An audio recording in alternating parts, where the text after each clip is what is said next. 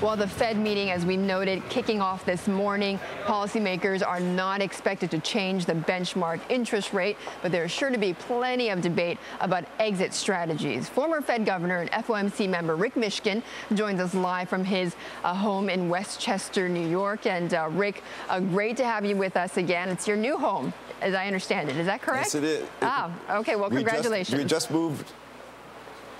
And I think those might be boxes I see in the back there. But in any case, Rick, okay, so for this Fed meeting, inflation, deflation, we were talking about that with Mike, obviously a big debate right now. In your view, though, is it too early to be talking about exit strategies right now? Yeah, from my viewpoint, yes. We're in a situation where the recovery is on a much more solid footing, and that's really good news. But we have a tremendous amount of slack in the economy, and that's going to be true for a very long period of time. And even though the Federal Reserve has to look forward several years in terms of what it does, that we're going to be in a situation with unemployment which is well above what we usually refer to as the natural rate of unemployment, or the NAIRU, for a very substantial period of time. So the need to raise rates from that viewpoint really does not exist at this stage. The one wild card, of course, in all of this is inflation expectations. And the difficulty here is that a lot of this is out of control of the Federal Reserve. It has to do with what's going on in fiscal policy and also the attacks on the Federal Reserve's independence, which actually could weaken the credibility of the central bank. Well, given that then, Rick, because we are in new times right now, do we need to reassess, or does the Fed need to reassess how they gauge inflation?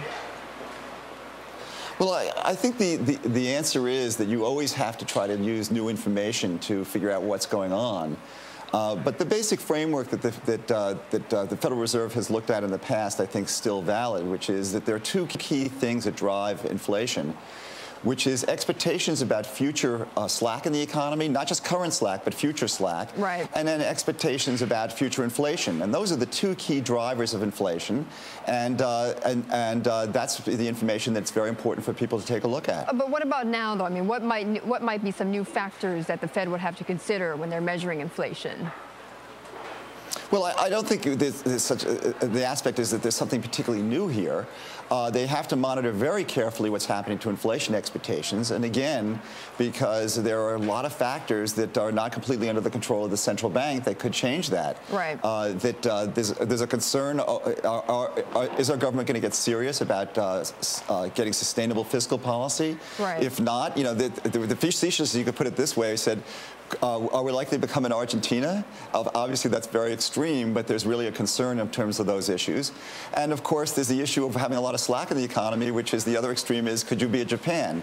I think that the Federal Reserve has to look at what is going on. Right now, the situation is one where inflation expectations are stable. They're not, they have not decreased in a very negative way as a result of this crisis. I think that's to the credit of what the central bank did, the Federal Reserve did. Right. And on the other hand, they also haven't exploded in the upward direction.